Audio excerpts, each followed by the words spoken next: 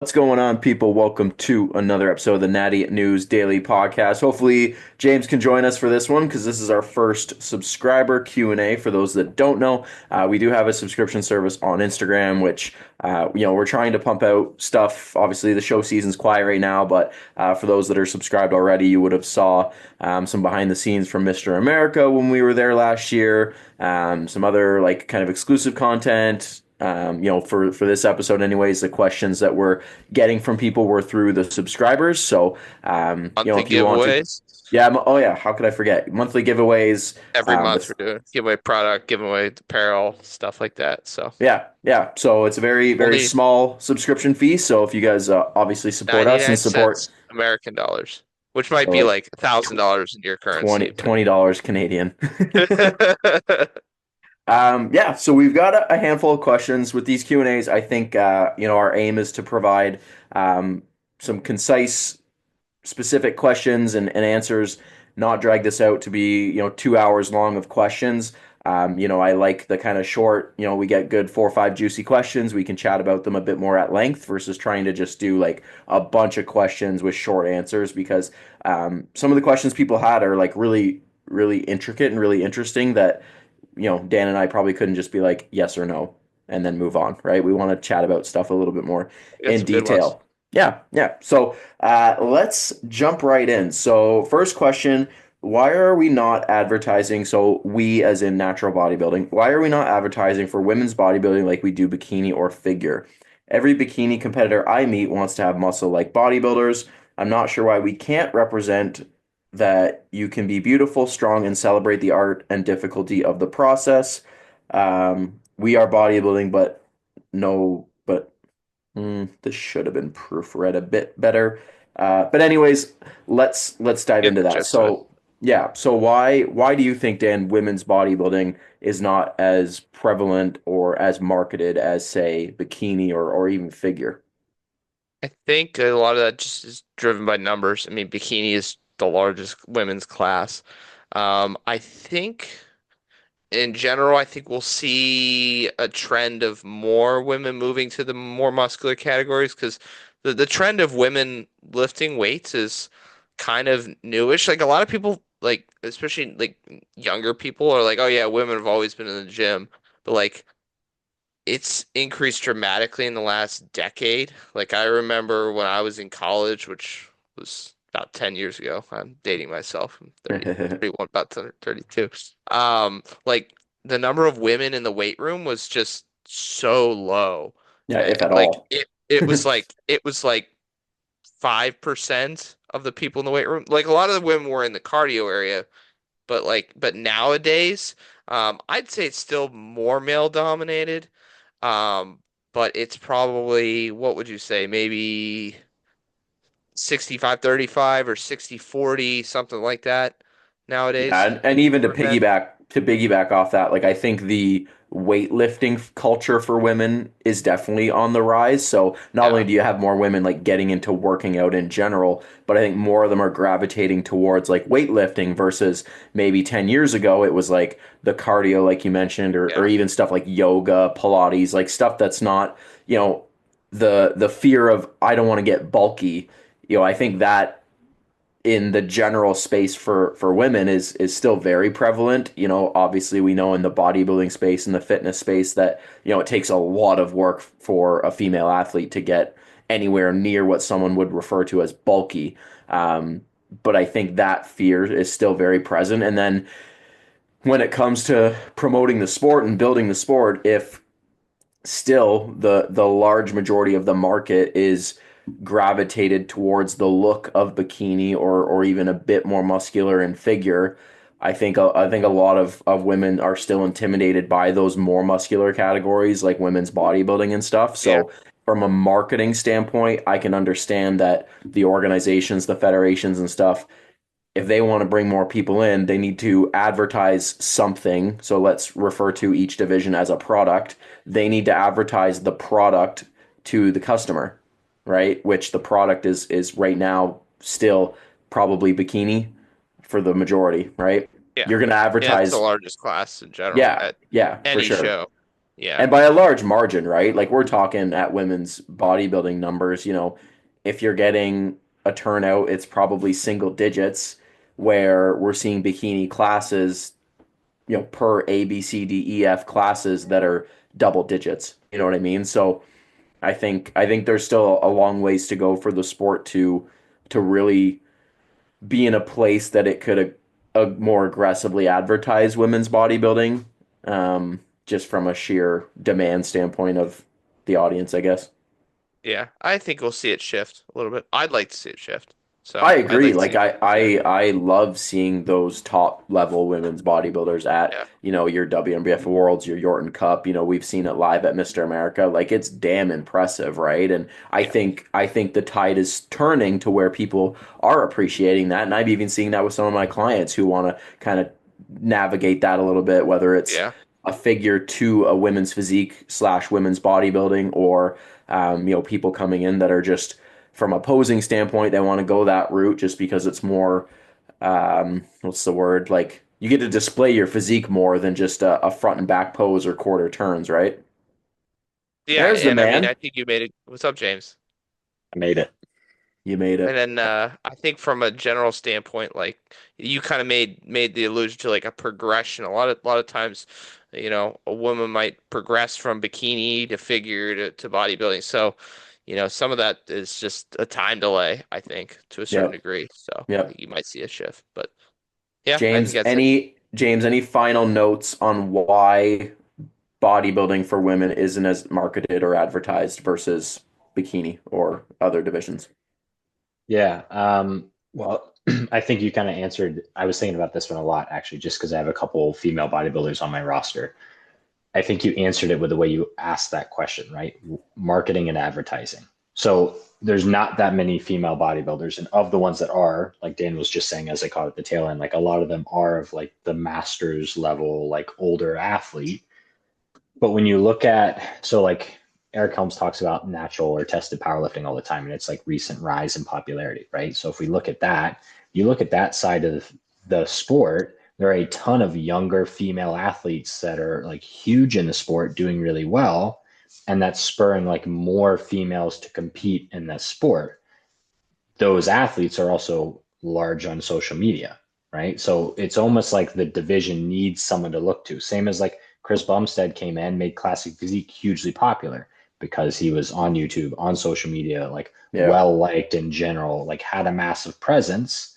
So for the women's bodybuilding division to thrive, I think they need someone to look to, right? To inspire the younger generations. Yeah, we need like a 20-year-old women's bodybuilder get big on your TikTok, your YouTube, like you said, right? To then bring more eyes on like, oh wow, she still looks feminine, which is, I mentioned earlier, I think there's still an overwhelming majority of females are worried about getting bulky, right? Mhm. Um, that takes a lot of work for a female athlete to actually do that. But yeah, I think it probably boils down to just getting eyes on the division and like you mentioned, right? No one's really doing that for the division right now, but who knows? Maybe someone's watching this, and we see with like Natalie, for example, right? Like Natalie's she's growing a she's lot. growing Yeah. on social media, and she's a prime example of someone who's not only done well in the sport, but done well within those divisions at a very early age, right? So she could be part of that movement. Mhm. Cool, Sure. cool. All right, next question. Will the Natty News Daily team be at Mr. America this year, and or broadcasting slash commentating at any other U.S. shows? Plan on it. So long as Mark gives us the invite, which Yeah, Yeah. yeah. I think We hope. unofficially we hopefully are invited back. Um, we've gone 3 years now. Yeah. This will be our fourth. This would be fourth year. Yep. Hopefully all pans out and we do get to do that again. As far as other shows, nothing on the radar right now, especially US based. I know there might be some doors in Europe again that might be open for us. Whether we can do that or not is remains to be seen. But as far as North America, I don't think nothing yet. It's Hmm. unfortunate. We just hit 27K today, by the way. So shout out to the people who support natural bodybuilding and support what we're doing, right? Because without you guys, opportunities may not come our way. So, um, yeah. I'm rambling only now, but I February, and I if you got I will say opportunity, though, there are other like people are taking notice of what we've been doing and are starting to implement that themselves, which is fine. Like we don't have the availability to go to all these shows, nor do we need to. yeah, So like USBF partnered with the Shift EQ guys and a couple other athletes, and they'll be doing commentary at their show. And then the OCB, like they have their own like in-house crew that does like at least post-show interviews. I don't think they do like a live commentary as much, or maybe they do and I'm just unaware of it. But there's pieces of what we've been doing that are starting to be picked up, which is, it's good. It's not like we came out to like try and make a ton of money off of doing what we're doing. We just wanted to like positively influence the sport. I think we're yeah, doing that. 100%. I agree. Okie dokie. Question number three. Well, this is more of a comment, but from the same sender of the first question, there should be a women's bodybuilding panel for one of your podcasts to talk about the divisions. I agree. I think we should get someone on who's line that cued up. in with women's bodybuilding. Like James said, he's got some on his roster that we would probably have pretty good chat with, and no shortage of connections to get someone on there. So I agree. Yeah, we could. I mean, we could certainly do like a series of podcasts asking that very question, like why is it not popular and what do we need to do? And it'd Yeah, probably be more received by females talking about what needs to be done rather than yeah, us just giving our ideas. that's right. Yeah, what do we know, anyways? All right, next question. With all the amazing talent in natural bodybuilding, which competitors, past or present, would you like to interview that you haven't yet? We're overdue I, to get Doug Miller on. Doug for sure. My easy I was answer gonna is say Brian Brian Whitaker. Whitaker. Yeah, Yeah, I knew it. I was like, I knew like once I started looking at your eye. Yeah, Brian Yeah, Whitaker. yeah. Yeah, Brian would be a bucket list one for me for sure. I think. Yeah, so Brian was the first one that jumped to my mind because he's just like such a legend. But if we wanted to go like the route of like history and education on the like athlete side of things, I think it'd be really cool to get Dr. Joe on, or even like Lane, Yeah, because Lane like would be cool. Dr. Joe and then like Lane took in after him. Like they were like the OG coaches. Like they started this whole thing that we now all like live pretty Yeah, much. So it'd be cool to see like what they think of the industry now, like what they've seen change. But yeah, yeah, yeah. Trying to think of who we haven't had. Siobhan would be cool. Devon Cunningham. Yeah, Siobhan would be cool. Um, it's crazy to think that like a lot of people that I look up to that I'm on like DM basis with, you know what I mean? Like I can hit up Berto anytime I want, Eric Helms, mhm. AJ. Like there's a lot of people that we've chatted with and are now like, for all intents and purposes, friends with Gears. now Yeah, that 10 years ago I would have been like, wow, this is crazy. Um, who trying to think of in the natural space because there's like have, some have other we had people Ben Howard on? hmm How long ago was that? I feel like a that's been a long long ass time time now. 2021. Yeah, Yeah, I was Yeah, gonna say that yeah. would be one to like refresh because he's prepping again this year. That'd be a good one to get back on. It's not like to necessarily answer that question, but I'd like to chat with oh, his name was just in my head. He's over there as well. He beat Ben. The hell's his name?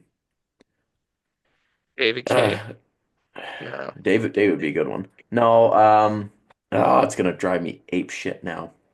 He won INBA Worlds gymnast.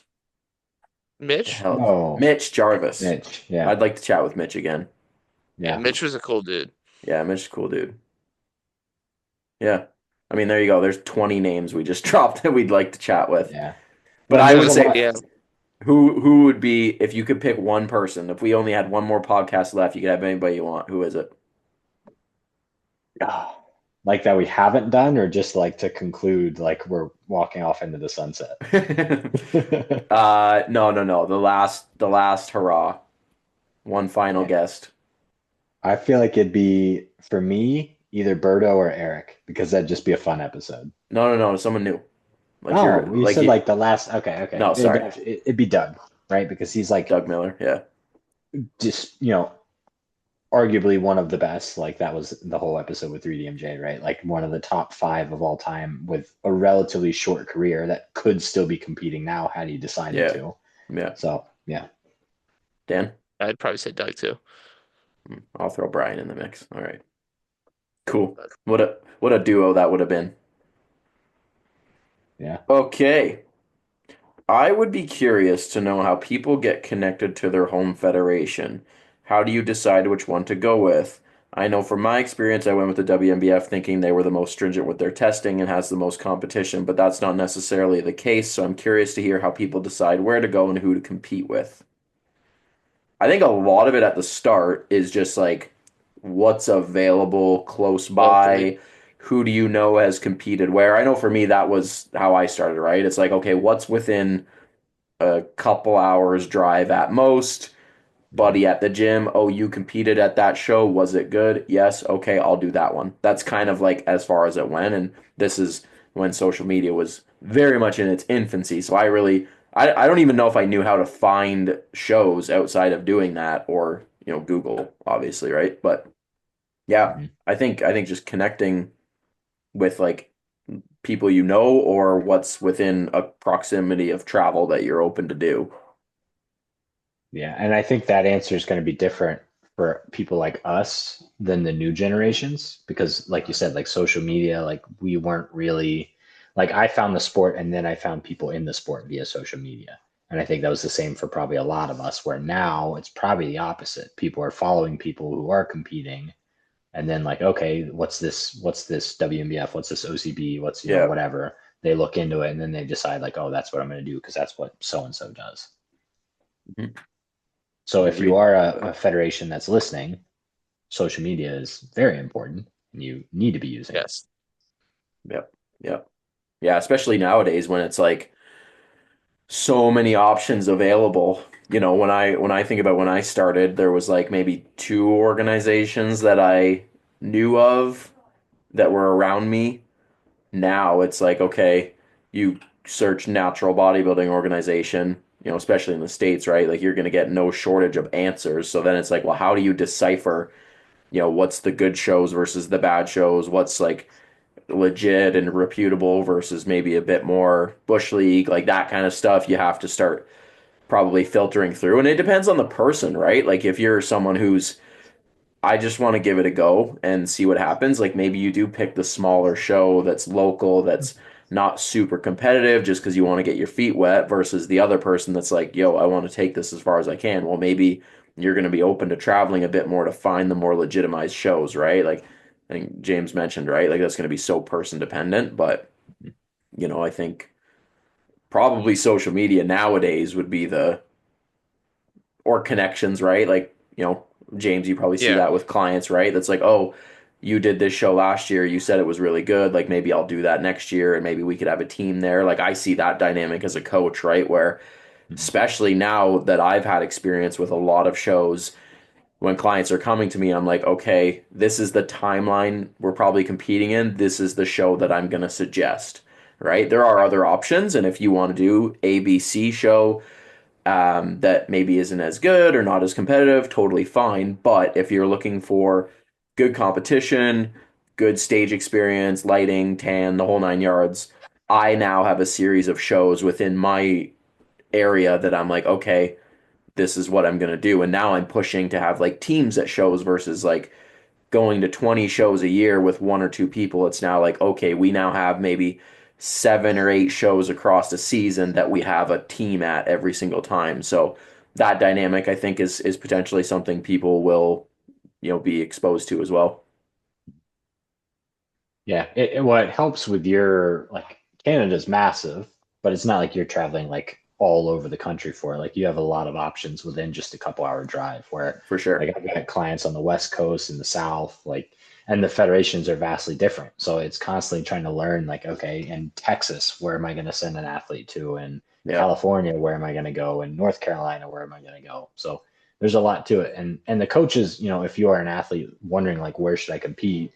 If you have a coach, listen to them because hopefully they have good experience and they'll probably have their biases, but that's fine, especially Yeah. if you're a first time competitor. But then once you get into the sport, that's when you start like figuring things out and asking the deeper questions and figuring out like beyond the face value, what's important to you, what aspects of competing are important to you, and what federations kind of abide by that. Yeah. Yeah. Yeah, because that Yeah, can and I direct think you for sure. yeah. I think the question also asked about like home federation. I mean, I think a lot of us find federations that we're more in tune with and tend to compete with more. But as an athlete, I know there's pressure to tie yourself to an organization, but you don't have to tie yourself to an organization. You don't have to have one home organization you exclusively compete with. Obviously, competing with one organization more often allows you more opportunities to progress within the ranks and things like that, but and qualify for things. But yeah, I don't think you need to be necessarily 100% tied. There's a lot of driving factors for Yeah. why someone might want to compete with a specific organization or at a specific show, even.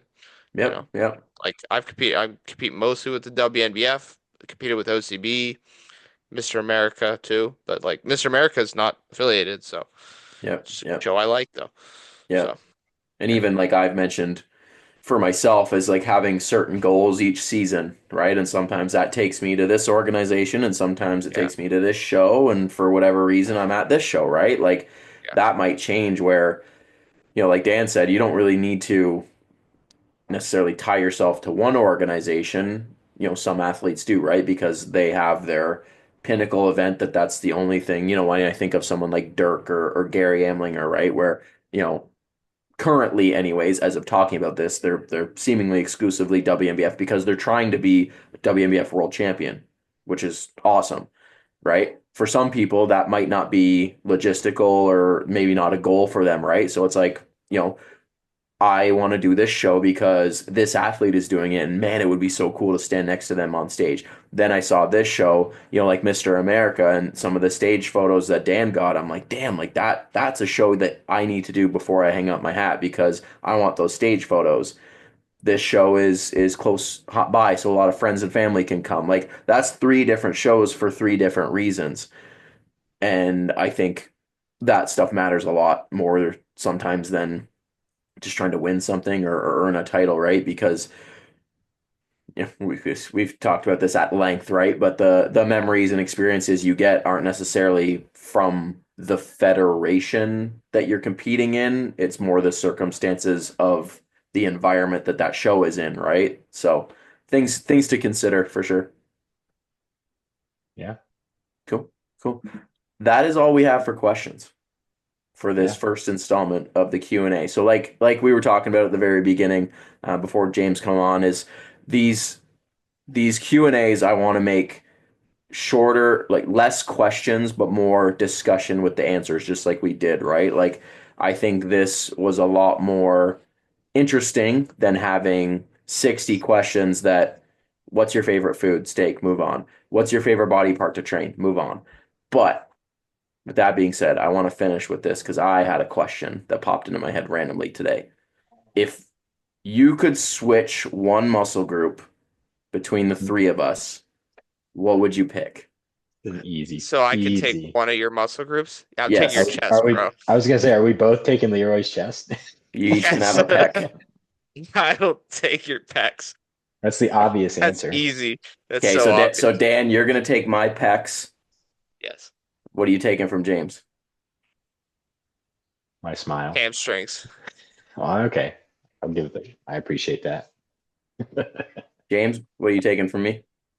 Um, if he's already taking your chest, I'm taking your back. So then at least All I'm of gonna win it. the back shots. I got hamstrings and back. So we'll say lats then, because I got All the right. traps. I got that. We'll take your lats. And then Okay. from Dan, I got to take those abs and build those things up. Okay. I'm gonna take James's hamstrings, That's a good pick. Yeah. and I'm gonna take Dan's delts. Okay. Specifically your lateral head, Dan. You take you take the whole thing. I'll be generous. All right. All right. There we go. Bonus question for the first I like that installment. question. So I like that yeah, one. yeah, yeah. I think we'll try to end it on something like that every single time. Comment But down below if you agree with the choices. What would you choose of the ooh, three? yeah, comment below Can we get if you someone could. to AI generate a compilation of what that would look like? Leroy's chest, Leroy's back, Dan's abs and delts, my hamstrings. That would be pretty gnarly looking. Be a mutant. Watch out, world. All Yeah. right, people, if you guys enjoyed this episode, you know what to do. Like, subscribe, and obviously jump on over to Instagram if you're not subscribed on Instagram so you guys can stay up to date with the subscription content and obviously submitting questions for future episodes of this little Q&A series that we'll do on a somewhat regular basis. And like Dan mentioned before, giveaways, merch, supplements, cool shit. So thanks again, guys. We'll see you in the next one.